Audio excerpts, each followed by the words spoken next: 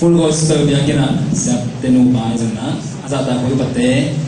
ni te tunga ki biakin sunga no te to pasien platform the ke mun ham phak sau ki bia pasien min phahe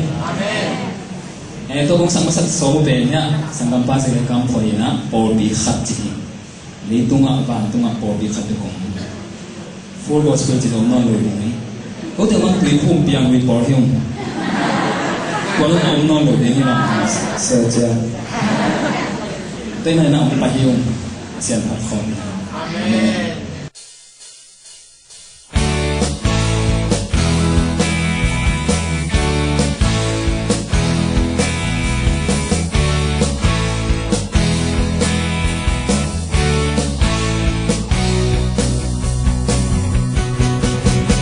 Bill na xem na đi tìm lâu đây lẽ làm dòng đi tìm lâu thế na dòng nghe bằng chỉ bỏ phát sốt thế dân đi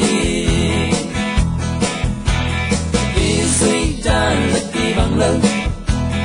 đi út ra là kỳ bằng lâu ya ya gan dòng nghe bằng chỉ ya na ya không thế đi kỳ bằng lâu na tâm đi bằng nhìn không công thế dân tâm mô Olpilu tangin Khadi ahiman mo Amma sunga ummi kashente Bum karihin Ikilam dan nasangin Ikibat na tuyan so Si samsa ng wang lian so Bangom non di nagyan Di susun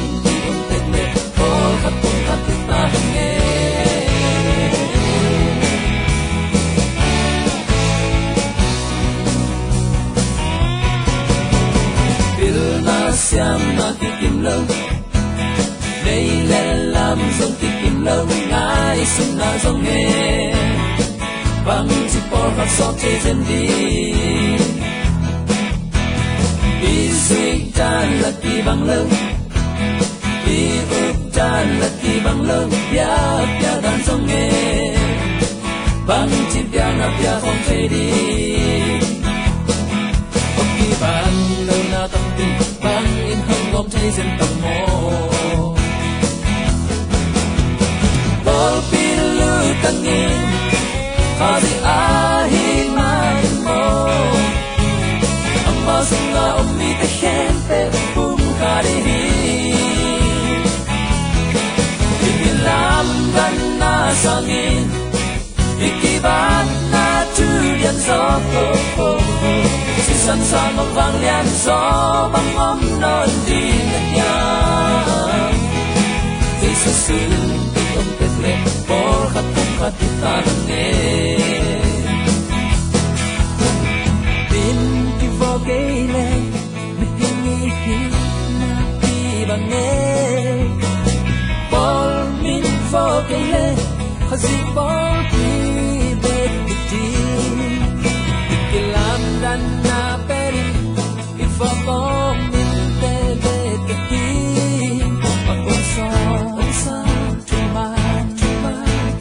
Hot bed mahi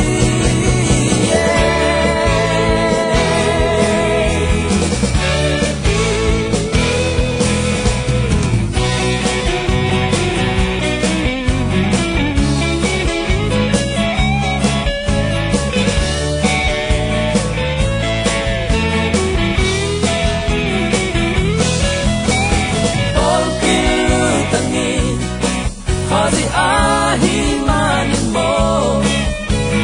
Amma sunga ummi kashente bum karihin Ikilam dan nasangin Ikiban na tuyan so